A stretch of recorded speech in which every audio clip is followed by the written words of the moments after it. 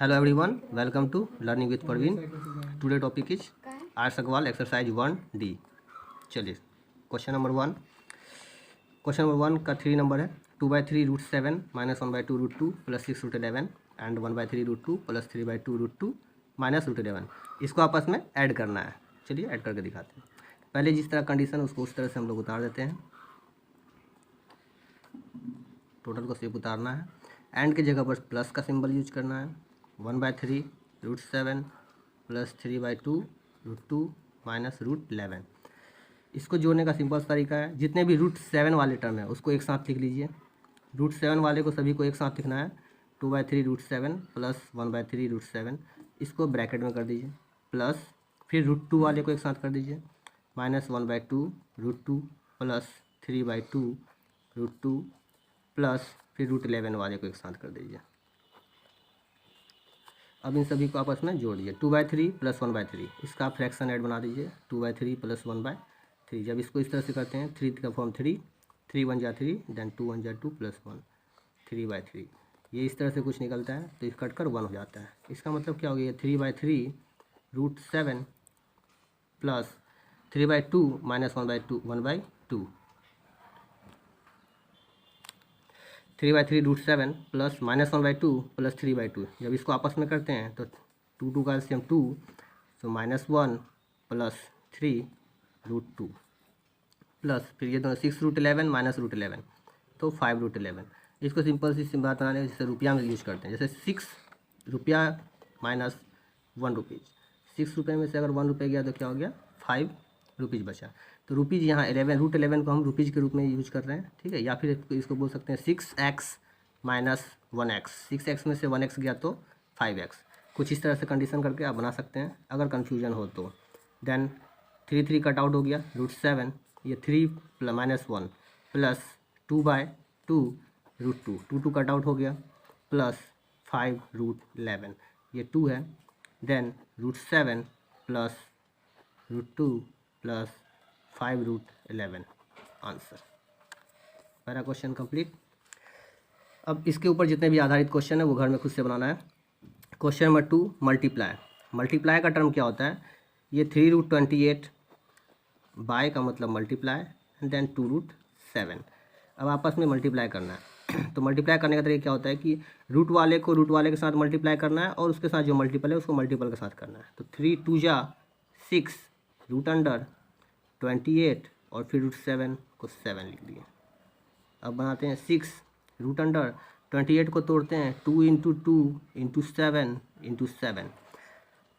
Square root का बनाने जानते होंगे तो ये क्लियर पता चल जाएगा कि जब 2 पेयर होता है तो क्या होता है उसमें से एक पेयर बाहर आ जाता है. तो 2 का 2 पेयर है एक निकाल देते हैं. 7 का एक पेयर है तो इसमें से 7 निकाल देते हैं. 6 2 जा 12 12 7 जा 84 आंसर. का नेक्स्ट क्वेश्चन है. उसी क्वेश्चन को फिर से दूसरा को सॉल्व करके दिखाते हैं. 6√15 बाय के जगह पर मल्टीप्लाई 4√3. ध्यान दीजिए आप 6 4 जा जब इसको और इसको आपस में क्या होता है मल्टीप्लाई टर्म को आपस में मल्टीप्लाई कर देते हैं और √15 वाले को इसको मल्टीप्लाई कर देते हैं. 6 को 4 से मल्टीप्लाई किए तो 6 4 जा 24 एंड √15 एंड √3 तो इसको एक साथ कर देते हैं √15 × 3. तो 24 √15 को हम कुछ इस तरह से लिख सकते हैं 3 × 5 × 3. तो 24 3 का एक पेयर है तो 3 के पेयर में से क्या हो गया एक पेयर बाहर आ गया तो हो गया. उसके बाद √5 24 3 जा 72 √5 आंसर. नेक्स्ट क्वेश्चन है जो कि डिवाइड है. डिवाइड को देखना है. डिवाइड को बनाने का तरीका क्या होता है कि उसको आपको डिवाइड करना होता है.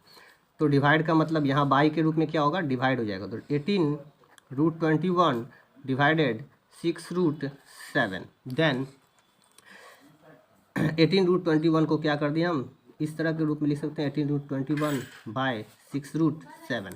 सो अब इसको सॉल्व करिए. 18 को 18 आने दिया जा रहा है. √21 को हम कुछ इस तरह से लिख सकते हैं 7 × 3 बाय 6√7. अभी हम यहाँ क्या किए ऊपर मल्टीप्लाई में आप देखे होंगे कि 2 रूट आपस में क्या किए थे मल्टीप्लाई किए थे. यहाँ पे हम दोनों को आपस में अलग अलग कर देते हैं. जैसे √21 को हम कुछ √7 एंड √3 लिख सकते हैं. जब इस दोनों को आपस में मल्टीप्लाई करिएगा तो ये दोनों आपस में क्या होगा मल्टीप्लाई हो जाएगा बाय 6√7. अब कंडीशन यहाँ कट आउट होता है. √7 कट हो गया 6 से काट दिए 3 बार में. 6 3 जा 18 देन 3√3 3√3 आंसर। अब आता है सिंप्लीफाई। सिंप्लीफाई करते हैं। सिंप्लीफाई भी उसी तरह से होता है, इसको सिर्फ ध्यान देना है जैसा कि आप पहले पढ़े होंगे वो इक्वेशन में। इसको क्या करना है, अलजेब्रिक एक्सप्रेशन में इस तरह का क्वेश्चन आप देखे होंगे। यहाँ पर आप सिंप्लीफाई कर रहे हैं, सिंप्लीफाई में थोड़ा सा ध्यान दीजिए, उसी को हम फॉलो करते हैं।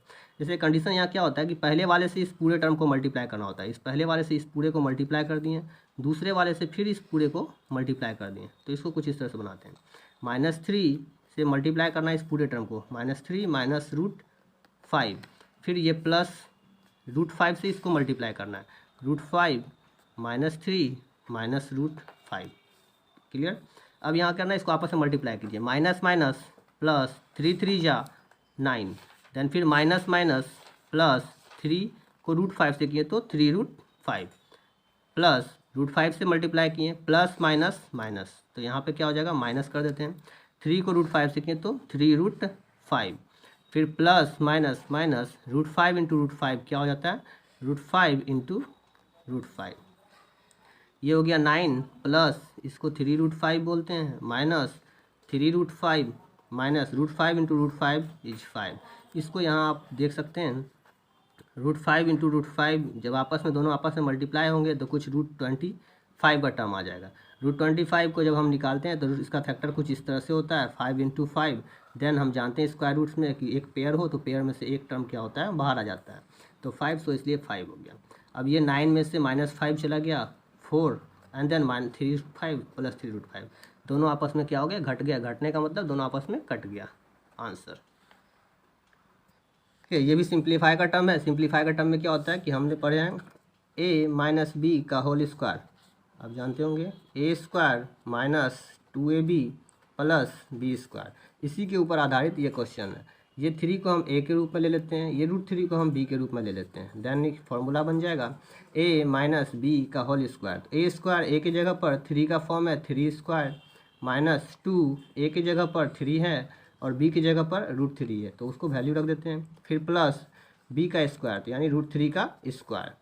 3 का स्क्वायर किए 3 3 जा 9 माइनस 3 2 जा 6√3 प्लस √3 का स्क्वायर।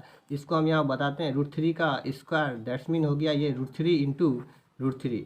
जब दो आपस में टर्म हो तो ये दोनों आपस में क्या होते हैं, मल्टीप्लाई आते हैं। 3 3 जा 9 then is equal to 3 into 3 is equal to 3। Pair में से एक चीज़ बाहर आ गया, तो हम डायरेक्ट √3 का स्क्वायर को हम 3 लिख सकते हैं। Then 9 plus 3 is equal to 12 minus 6√3। आप चाहे तो यहाँ भी आंसर मार सकते हैं, अदरवाइज 6 इसमें से कॉमन लेकर भी देते हैं। 6 दोनों में से कॉमन लेंगे तो 12 को हम कुछ 6 इंटू 2 लिख सकते हैं, तो 12 का 6 बाहर आ गया, जो 2 बच गया, और यहाँ माइनस √3। दोनों आंसर आपका सही होगा। नेक्स्ट क्वेश्चन ये भी सिंप्लीफाई है, बस इसको क्या करना है, ये थोड़ा सा अलग क्वेश्चन है, देख लेना। इसमें 2 टर्म है, लेकिन ये 2 टर्म के आपस में मल्टीप्लाई के रूप में है। तो पहले क्या कंडीशन हम देख लेते हैं, 3 प्लस √3, और यहाँ पे जैसे a माइनस बी का होल स्क्वायर लिखे थे, अब यहाँ पर a प्लस बी का होल स्क्वायर का फॉर्मूला यूज होगा, a² plus 2ab plus b²। अब इस फॉर्मूला को यहाँ फॉलो करते हैं, जैसा कि ये 2 को a के रूप में ले लेते हैं, ये √2 को b के रूप में ले लेते हैं, तो 2 का स्क्वायर a² प्लस b का स्क्वायर कर देते हैं, प्लस 2 a की जगह पर 2 और b की जगह पर √2। इसको कहीं भी हम उल्टा पुल्टा लिख सकते हैं, a² plus 2ab plus b² या a² plus b² plus 2ab, कुछ भी लिख सकते हैं।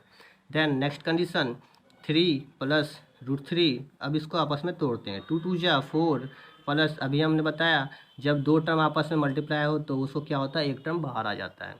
√2 को 2 बार जब आपस में मल्टीप्लाई करिएगा, अदरवाइज यहाँ देख सकते हैं √2 into √2 is equal to √4 then 2। जब भी रूट का 2 टर्म सेम पोजीशन में हो तो उसका एक नंबर क्या होता है, बाहर आ जाता है। प्लस 2 2 जा 4√2, यहाँ क्लियर। 3 प्लस √13, ये आपस में मल्टीप्लाई ऐड कर दीजिए, 4 प्लस 2 6 प्लस 4√2। फिर से ये कंडीशन आपस में मल्टीप्लाई करना है, तो इस 3 से इस पूरे को मल्टीप्लाई करना है, इस √3 से इस पूरे को मल्टीप्लाई करना है। तो कंडीशन आपका ऐसा हो जाएगा 3 6 प्लस 4√2 प्लस √3 6 प्लस 4√2। अब यहाँ पे आप मल्टीप्लाई कीजिए, 3 को 6 से किए 3 6 जा 18 प्लस 3 4 जा 12√2 प्लस √3 से जब 6 को मल्टीप्लाई करते हैं तो 6√3 प्लस 4 प्लस प्लस प्लस 4 से जब यहाँ किए, यहाँ 4 का इसका मल्टीप्लाई का टर्म 1 है, तो 4 को 1 से किए, 4 1 जा 4, देन √3 और √2 आपस में क्या हो जाएगा, मल्टीप्लाई हो जाएंगे। देन यहाँ पे 18 प्लस 12√2 प्लस 6√3 प्लस 4, 3 2 जा 6, √6। अब देखना है कि कोई टर्म मिल रहा है जो इसको जिस तरह से करना है उस अनुसार से बना सकते हैं। यहाँ पे सारा चीज़ क्या है, मैचेबल है। कोई भी चीज़ क्या होता है, सॉरी, कोई भी चीज़ मैच नहीं कर रहा है तो इसको हम डायरेक्टली यहाँ पर आंसर दे सकते हैं। आप ये भी आंसर कर सकते हैं, अदरवाइज इसमें से जो कॉमन निकालना है कॉमन भी निकाल सकते हैं। दोनों कंडीशन में आंसर आपका सही होगा। Next question, question number 6। Question number 6 कुछ इस तरह से है कि हमको इसमें से एग्जामिन करना है कि वो रेशनल है या इरेशनल है। तो रेशनल का पहचानने का तरीका सिंपल सी बात है, जिसको हम P/Q के रूप में देख सकते हैं, और इरेशनल वो टर्म जिसको कि हम रूट के रूप में देखते हैं। अदरवाइज रेशनल को हम इस तरह से पहचानते हैं जो कि टर्मिनेटिंग एंड रिपीटिंग का ऑप्शन होता है। एक टर्मिनेट हो जाने के बाद उसको क्या कहते हैं, रेशनल कहते हैं। दूसरा नॉन टर्मिनेट एंड रिपीटिंग होना होता है, उसको रेशनल कहते हैं।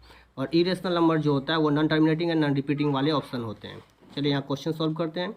2√13 को 2√13 ही रहने देते हैं। उसके बाद 52 को हम कुछ इस तरह से लिख सकते हैं। 52 का प्राइम फैक्टराइजेशन निकालिएगा तो 2 × 2 × 13, यहाँ 52 का निकाल कर देख सकते हैं। 2 से निकालते हैं 26, 2 से करिए 13 एंड देन 13 बजा 13। तो इसको हम इस तरह लिख दिए -4 √117 को देखिएगा तो 3 3 जा 9 × 13, 117 का भी निकाल सकते हैं। 3 से निकालिए 39, फिर 3 से निकालिए 13 एंड देन 13 से 1। कंडीशन यहाँ आ गया। अब ऊपर से 2√13 को रहने देते हैं। नीचे में 3, 2 पेयर में से एक पेयर बाहर आ जाता है, 2 में से एक बाहर आ गया 2 √13 -4 2 में से एक बाहर आ गया तो √ यहाँ पर रहने देते हैं 9 × 13। नेक्स्ट कंडीशन में इसको कर देंगे, लिखने दो।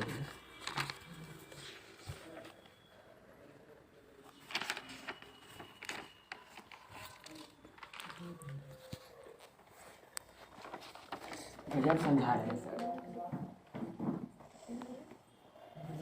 चलो स्टार्ट करो। ठीक है, यहाँ पे हम क्या करते हैं, क्वेश्चन को पीछे जो लिखे बनाए थे उसको हम यहाँ उतार लिए हैं। अब यहाँ देखिए, ध्यान दीजिए, 2√13 बाई 3 2 जा 6 √13 -4 जो है 4 हो गया, 9 का हम √3 जानते हैं एंड √13। तो ध्यान दीजिए यहाँ पे 2√13 बाई 6 √13 -4 3 जा 12√13 then is equal to 2√13 by +6 -12। हम क्या करते हैं, यहाँ सॉल्व करके दिखाते हैं आपको। +6 -12, जब 6 में से 12 जाएगा ये कंडीशन हो नहीं सकता है, तो 12 में से 6 जाना पड़ता है। 12 में से 6 गया तो 6। हमेशा याद रखिए सिंबल साइन उसी का लगता है, जो डिजिट हमेशा बड़ा होता है। जो डिजिट बड़ा है उसी के साथ हमेशा क्या होता है, सिंबल यूज किया जाता है। तो 12 के साथ क्या है, माइनस का सिंबल है, इसलिए यहाँ पर माइनस का यूज किया जाएगा। तो इसलिए -6 एंड देन √13 दोनों में था √13 कट आउट हो गया, 2 से काट दिए 3 बार में, then is equal to -1/3। Minus ये क्या हो गया, ये P/Q के रूप में है। सो इसलिए हम इसको क्या बोल सकते हैं, ये टर्म जो है वो आपका रेशनल नंबर होगा। क्वेश्चन नंबर 2, इसी का दूसरा क्वेश्चन देखते हैं। दूसरा क्वेश्चन को कुछ इस तरह से बनाते हैं। √8 है, √8 को हम इसको प्राइम फैक्टराइजेशन कर दीजिए। 2 × 2 प्लस 4 √32 को लिखना है तो 2 × 2 × 2 × 2 2 2 जा 4 2 जा 8 2 जा 16 2 जा 32 -6 √2। अब यहाँ पेयर निकालना है, 2 में से एक निकल गया, रूट के अंदर 2 बच गया। यहाँ 4 2 2 में से एक निकल गया, फिर 2 में से एक निकल गया, बच क्या गया 2 -6 √2।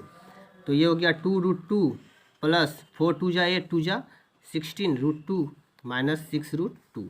ध्यान देने वाली बात है यहाँ पे 16 + 2 क्या हो गया 18 एंड देन √2 -6 √2।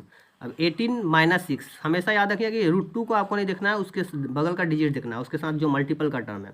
तो 18 यहाँ मल्टीपल का टर्म है, यहाँ -6 मल्टीपल का, तो 18 - 6 क्या होता है, 18 में से अगर 6 चला गया तो 12 √2 आंसर। हमें से याद रखिए कि 12 √2 क्या है, इसको हम लोग P/Q के रूप में नहीं लिख सकते हैं, इसलिए ये क्या हो गया। और पहला कंडीशन क्या है, इसको देखना है कि ये हमेशा रूट के टर्म में जो भी टर्म आता है वो हमेशा इरेशनल नंबर ही होता है। तो रूट के रूप में है, इसलिए इसको क्या हम लोग बोलेंगे, इरेशनल नंबर बोलेंगे। तो नेक्स्ट कंडीशन ये आपको 8वां है। 7वां क्वेश्चन जो है वो सेम टू सेम एक जैसा ही है, उसको सॉल्व करके आप लोग उससे बनाइएगा। क्वेश्चन नंबर 8 का 2 नंबर देखिए, ध्यान देने वाली बात है यहाँ पर।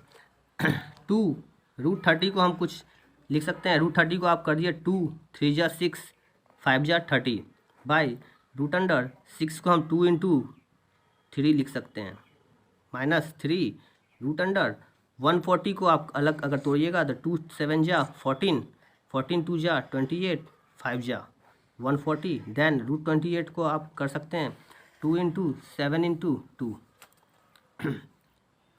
प्लस √55 को आप लिख दीजिए 5 × 11। √99 को आप लिख सकते हैं 9 × 11।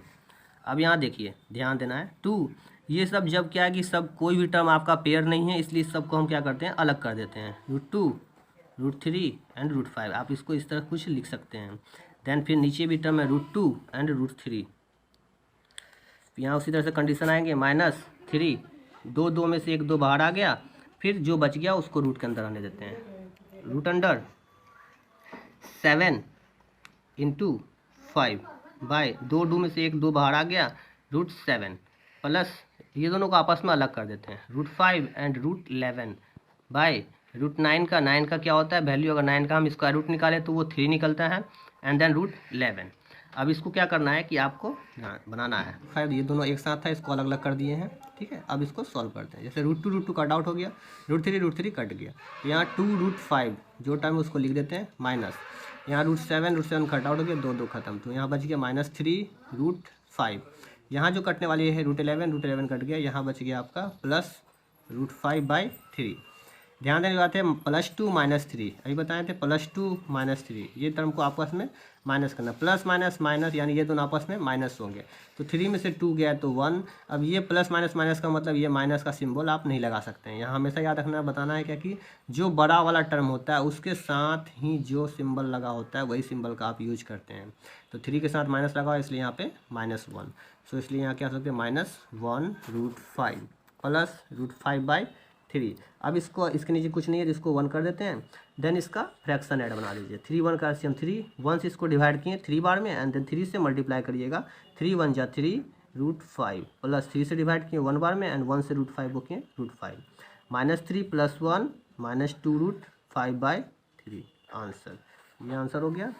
नेक्स्ट क्वेश्चन √72 को हम कुछ इस तरह से लिख सकते हैं। √72 2 × 3 × 2 × 3 ये क्या हो गया, 2 3 जा 6 2 जा 12 3 जा 36 2 जा 6 3 दूनी 2 3 6 दूनी 12 36 दूनी 72, ठीक है। प्लस √800 को हम कुछ इस तरह से लिख सकते हैं 10 × 10 × 2 × 2 × 2 ये हो गया। 10 10 जा 100 2 2 जा 4 2 जा 8 8 × 100 800 माइनस √18 को आप लिख सकते हैं 9 × 2 सो इज इक्वल टू, अब यहाँ पेयर देखना है, 2 का एक पेयर है, 1 2 बाहर आ गया, 3 का एक पेयर है, 1 3 का पेयर बाहर आ गया, तो बच क्या गया √2 प्लस 10 का एक पेयर है, 1 10 बाहर आ गया, 2 का एक पेयर है, 1 2 बाहर आ गया, सो √2 माइनस 9 क्या किसका स्क्वायर रूट होता है, वो 3 का होता है, देन √2 3 2 जा 6 √2 प्लस 10 2 जा 20 √2 माइनस 3 √2। अब इसको आपस में किया 20 √2 प्लस 6 √2 26 √2 माइनस 3 √2। 26 में से 3 गया तो 23 √2 आंसर। मिलते हैं नेक्स्ट वीडियो में एक नए एनर्जी के साथ।